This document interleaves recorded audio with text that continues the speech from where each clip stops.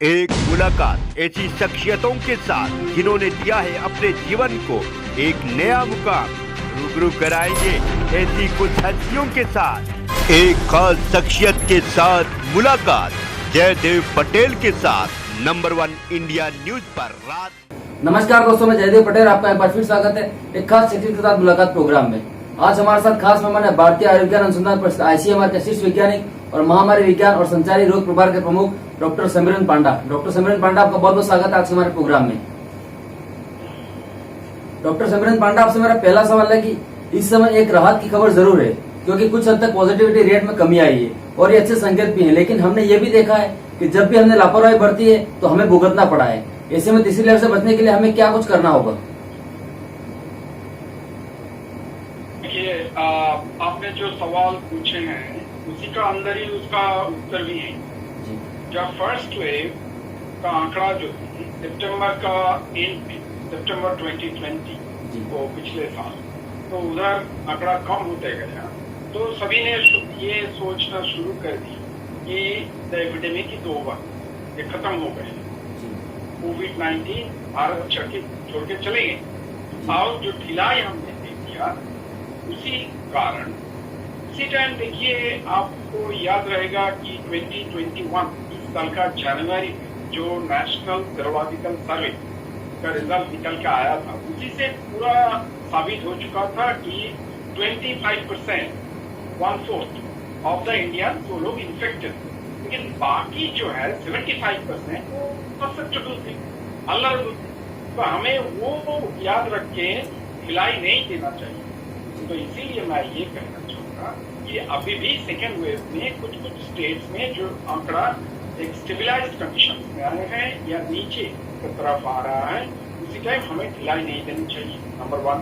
Number 2, हमें जो mask इस्तेमाल करने के लिए बार बार बोला जाता है, जो सावधानी हमें बरतना चाहिए, सिर्फ बाहर जाने के लिए नहीं, वो फैमिली का अंदर जब हम रहते हैं तब भी मास्क को इस्तेमाल करना चाहिए। क्योंकि देखिए, एक फैमिली मेंबर इन्फेक्टेड हो गया, बाहर से आया, उसको लक्षण नहीं दिखाई दे रहा है, मान लीजिए सिम्टोमेटिक इन्फेक्शन है, लेकिन उनसे बाकी सारे फैमिली मेंबर्स को इन्फेक्शन फैल सकता है।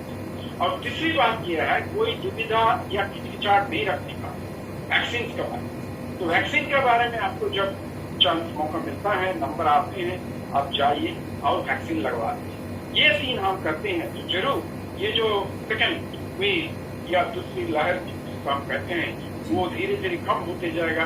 डेथ का ऊपर भी असर होगा कि डेथ कम होते जाएगा। और तीसरी लहर का जो बात चल रहा है कि ये इनएविटेबल है, ऐसे जरूरी नहीं है कि तीसरी लहर आएगा ही, ऐसे कोई नहीं बोल सकते। These are all prediction, projection. तो it is all about the viral mutation. But सिर्फ वो ही नहीं, हमारा बिहेवियर क्या है, ये दोनों का मिला के हमें सोचना चाहिए कि किस तरीके से हम तीसरी लहर को रोकें।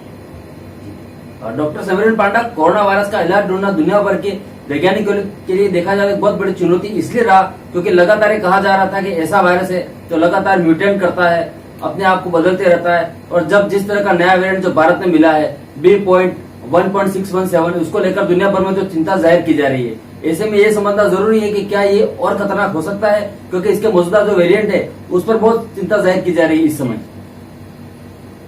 देखिए, ये जो वेरिएंट हम कहते हैं या म्यूटेंट कहते हैं, ये है कि वायरस जब अपना आंकड़ा बढ़ाते हैं, बढ़ाने का कोशिश करते हैं, जिसको हम प्रोलिफरेशन कहते हैं, उसी टाइम थोड़ा थोड़ा बदलाव इसमें आ जाता है।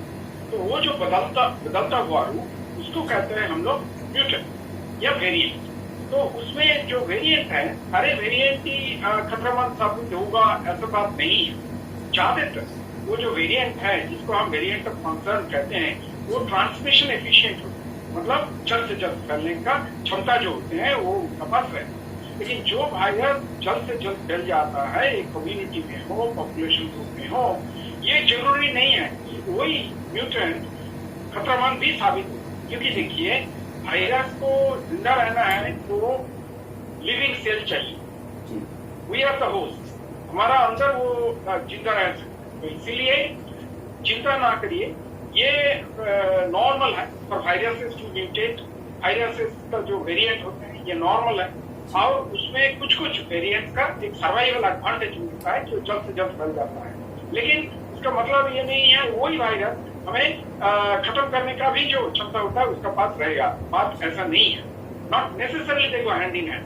तो ये मैं कहना चाहूंगा, पुराना जो सर्कुलेटिंग स्ट्रेन है, पुराना जो म्यूटेंट या स्ट्रेन कहिए और नया जो म्यूटेंट या स्ट्रेन कहिए, उसको फैलने का तरीका एक ही है।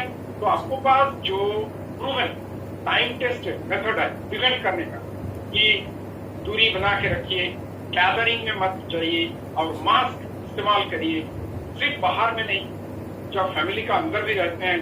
तो ये जो प्रिवेंशन तरीका ये कामयाब रहे, क्योंकि म्यूटेंट्स हो या पुराना स्ट्रेन हो, फैलने का तरीका एक ही है। तो हमें सावधानी जो बरतना चाहिए वो पूरा के पूरा पालन करना चाहिए। डॉक्टर समीरन पांडा, ICMR कोविड-19 नेशनल टास्क फोर्स की आज जो बैठक हुई उसमें प्लाज्मा थेरेपी को लेकर जो एक भ्रम बरकरार है, कई लेवल्स पर कहा जा रहा है कि प्लाज्मा उपयोगी है, लेकिन अब ये खबर सामने आ रही है कि वो इतना उपयोगी नहीं है। तो क्या उस पर कोई बड़ा डिसीजन आज लिया गया? देखिए, जो नेशनल टास्क फोर्स का मीटिंग है उसमें सिर्फ इंडिया का ही नहीं एविडेंस, पूरा ग्लोबल एविडेंस को इकट्ठा करके छानबीन करके एक डॉन लिया जाता है। तो वो मंडे या ट्यूसडे तक आ जाएगा ICMR वेबसाइट में। लेकिन चर्चा जो हुए हैं उसमें इंडिया जो बहुत एक बड़ा ट्रायल, क्लासिक ट्रायल कहा जाता था कन्वालेसेंट प्लाज्मा को लेके, उसको बारे में चर्चा हुई और सारे दुनिया से जो शोध चला था उसको भी छानबीन किया गया है। We call them synthesis of evidence, सब कुछ मिला के एक सिद्धांत लेने का वो अभी तक वो प्रक्रिया जारी है। जब वो निकल के आ जाएगा हम जरूर ICMR वेबसाइट, जो भारतीय आयुर्विज्ञान गवेषणा केंद्र कहता है, उसका जो वेबसाइट है उसमें अपलोड किया जाएगा। डॉक्टर समीरन पांडा, आपसे मेरा आखिरी सवाल है कि कोविशील्ड को लेकर जो बड़ा फैसला लिया गया है उसको लेकर लोगों के जहन में अलग अलग सवाल आ रहे हैं इस समय, कि पहले डोज और दूसरे डोज में ज्यादा फर्क देखा गया कई हफ्तों का, तो वो ज्यादा फायदेमंद होता है। तो ऐसे में अगर देखा जाए आगे, तो अब जो बात जो की जा रही है वो 12 से 16 हफ्तों की बात की जा रही है। ऐसे में जो लोग पहले जिसने महामारी में जिसने 28 या 40 दिन का 2 डोज ले लिए, उनके दिमाग में भी एक सवाल पैदा हो रहा है कि हमने जो वैक्सीनेशन लिया है वो इतना इफेक्ट नहीं रहेगा। तो इसे आप कैसे क्लियर करेंगे? देखिए, ये जो सवाल आपने उठाया, जो मुद्दा है, बहुत ही इम्पोर्टेंट महत्वपूर्ण मुद्दे हैं। तो मैं ये कहना चाहूंगा कि चिंता का बात नहीं है। जब शोध से रिजल्ट निकल के आता है तो पहले गैप से 4 वीक्स टू 6, 2 डोज का अंदर जो अंतर फर्क जो है 2 डोज का, वो था 4 to 6, 4 से 6 हफ्ते। और उसका बाद बोला गया है 6 से 8 हफ्ते, क्योंकि सब ग्रुप एनालिसिस करके पता चला कि थोड़ा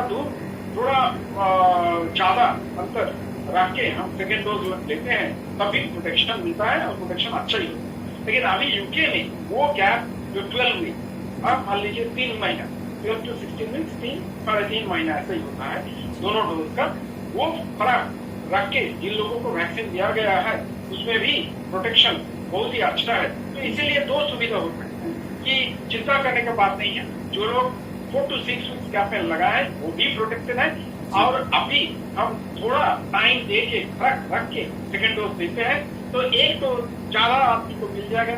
और उसी का बाद जब टाइम आ जाएगा, मान लीजिए कि 12 वीक्स या 16 वीक्स, उसी टाइम सेकेंड डोज लेने से वो फायदेमंद साबित होगा। लेकिन पहले जो लोग कम अंतर रख के लिए हैं उसको भी चिंता सोचने का कोई जरूरत नहीं है, वो भी प्रोटेक्टेड है। डॉक्टर समीरन पांडा, आपने समय दिया उसके लिए आपका बहुत बहुत धन्यवाद।